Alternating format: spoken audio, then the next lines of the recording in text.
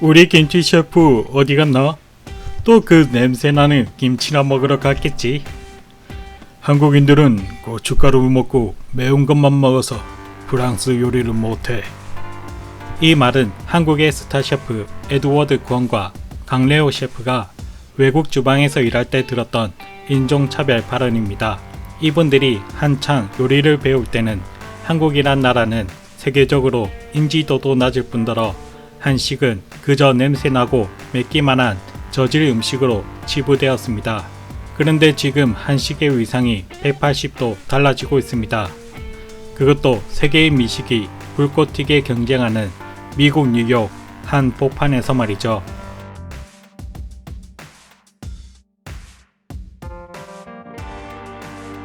영화계의 오스카상이라는 권위 있는 상이 있듯이 요리업계에도 마찬가지로 전 세계 미식가 1000명이 최고의 음식, 서비스, 경험을 기준으로 평가해 세계 최고의 레스토랑을 엄선하는 월드 베스트 50 레스토랑이라는 순위가 있습니다.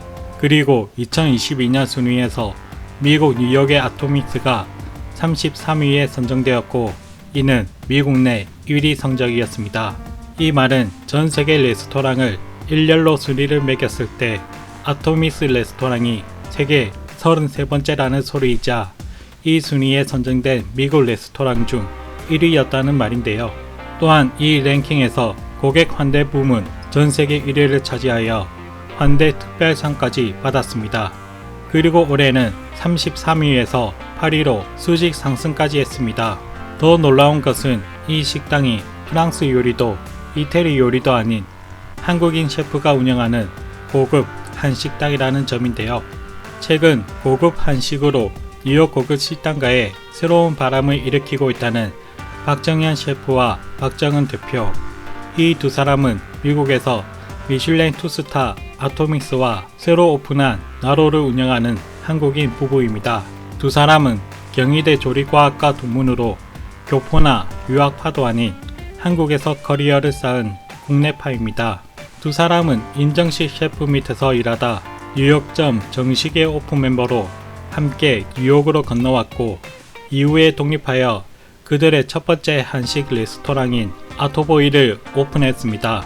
아토보이를 먼저 낸 이유는 처음에는 조금 더 캐주얼하고 편한 공간으로 많은 사람에게 우리 음식을 먹어볼 수 있게 하려는 시도였어요. 1인당 40달러에 15가지 반찬 중 3가지를 골라 편안하고 캐주얼한 분위기 속에서 즐길 수가 있는 아토보이는 뉴욕타임즈의 식당 비평가 피트 웨스로부터 매우 스마트하고 놀라운 음식 이란 찬사를 들으며 뉴욕 미식계의 라이징 스타로 떠오르게 됩니다. 그리고 아토보이를 통해 한식의 가능성을 여러 실험을 통해 데이터를 축적해 갔고 부부는 2년 뒤 한국의 맛의 근본인 장과, 감태, 천혜향, 식초 등 주요 식재료를 한국에서 공수해와 박정현 셰프만의 창의성과 기발함이 느껴지는 독창적인 한식을 선보이는 아토믹스를 오픈합니다. 아토는 순 우리말로 선물을 뜻한다고 합니다.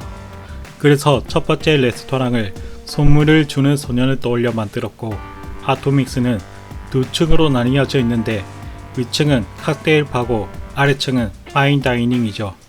두 공간을 믹스했다는 의미입니다. 아이디어가 넘치는 예상치 못한 요리.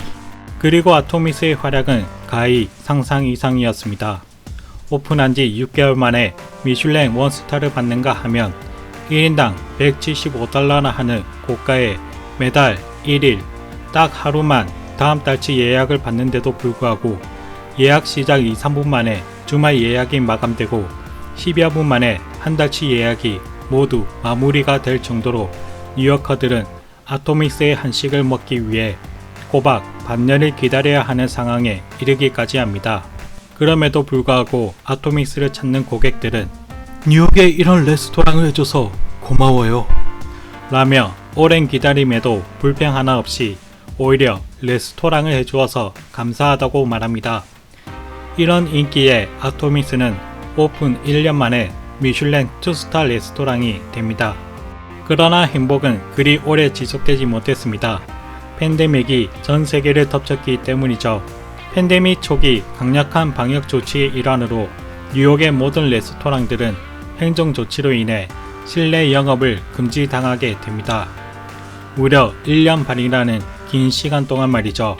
당연히 식당은 재정적 위기를 직격탄으로 맞게 되었지만 더 큰 문제는 그동안 손발을 맞춰왔던 150여 명의 직원이 뿔뿔이 흩어져 버린 것이었습니다.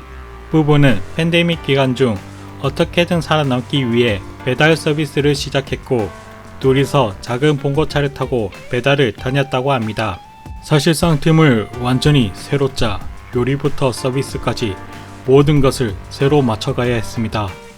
제 요리 인생 중 가장 힘들었던 시기였죠.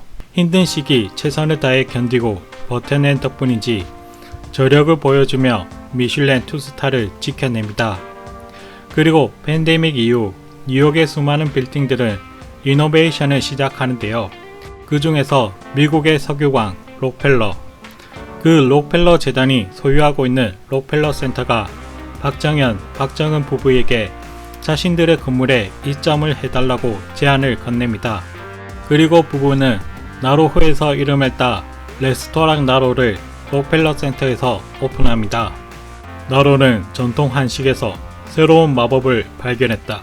한식은 고급 프랑스 식당의 독재를 위협하고 있다. 한식당이 일식당보다 수는 적지만 영향력은 일식을 뛰어넘었다. 거기다 추가로 맨해튼 한인타운의 네 번째 식당 서울살롱을 오픈하며 한식의 저변을 넓히고 있다고 합니다. 지금 뉴욕에는 이들 부부의 한식당 외에도 정식, 오이지, 꽃 등 한식당이 최근에 큰 관심과 인기를 끌며 뉴욕 고급 식당가를 이끌고 있다고 합니다.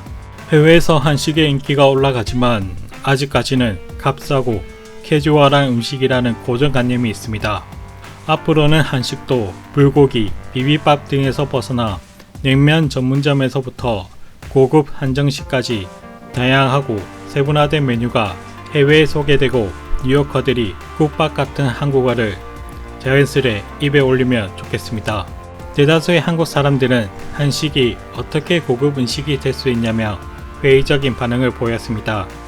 그리고 한식으로 미슐랭 스타를 꿈꾸던 셰프들에게 호황된 꿈이라며 조롱까지 하기도 했죠.